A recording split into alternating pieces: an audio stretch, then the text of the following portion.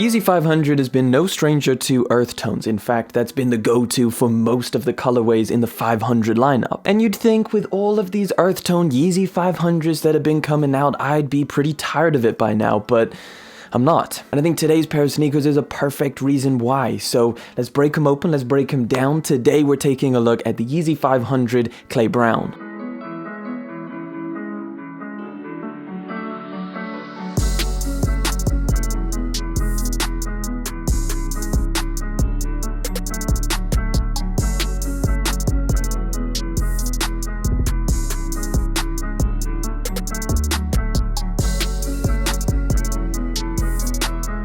Alright, let's briefly take a look at this box because there's nothing really that interesting about it. You've seen a million of these over and over again. 500 on the top, nothing on the side because there's no boost. Let's slide them open, let's break them out. I'm excited to show you guys this pair.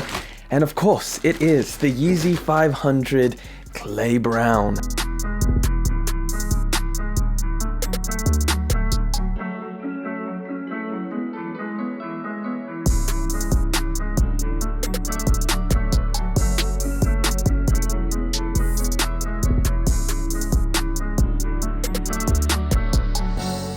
So here it is, and listen, I gotta be honest guys, at first I was pretty ready to shrug these off thinking I don't need them, I don't want them, but putting these on feet, wearing them around, these look pretty incredible. So there's a few things we gotta talk about with the Yeezy 500 Clay Brown, specifically the release because it's a bit strange. So these are dropping on October the 30th, however, if you're not in the US, listen up. Basically when Adidas announced these on Instagram, they put up a post saying that they were going to be available in North America on the Adidas Confirmed app and in select countries on the Adidas app. So I went and checked the Adidas Confirmed app and noticed that nothing was loaded up for this pair of sneakers. So I went to Instagram, I put up a story and I said, are these a US exclusive? And then I got a bunch of replies from people all around the world saying, nope, they are available in my country, So as I'm recording this, they are up and available on the Adidas Confirmed app, ready to sign up and in select countries. So you may just have to see on the Adidas app whether your country is available. However, I know for a fact here in the UK, we don't have them.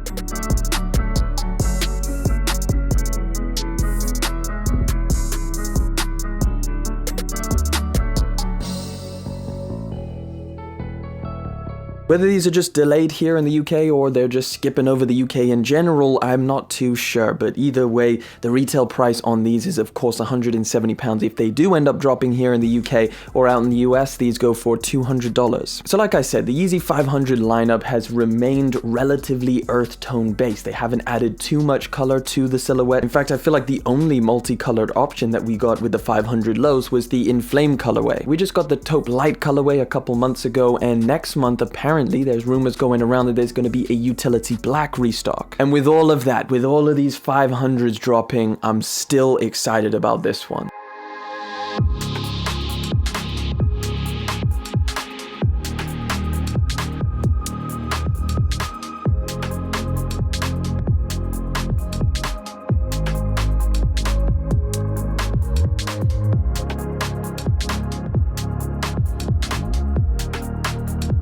But let's talk about this colorway because I think that's what's got me the most excited about it. So it's essentially a clay brown color for the majority of the upper. However, they've mixed in some darker and lighter tones, which has really exposed all of the different materials that you get on here. The base material is this padded mesh that you find wrapping around the entire pair of sneakers, and that actually comes in kind of a khaki green color, which I think goes super well on this sneaker. The hairy suede that you find on the toe box, the eye stays, and around towards the back comes in a slightly lighter brown. Again, feels super soft and super nice in hand. There's a slightly softer and shorter suede that goes just above the mudguard. Again, that's in a kind of darker brown tone, a little bit more clay brown inspired, and again, feels incredibly premium and great in hand. That dark brown color is also for the leather overlays, which you can kind of see a small bit over on the toe box and just kind of moving in and out of the eye stays. Again, the Yeezy 500 just feels like a very premium and good quality pair of sneakers for the price tag. Like comparing some of the newer Yeezy models like the 700 V3 or the 700 MNVN, there's just no competition.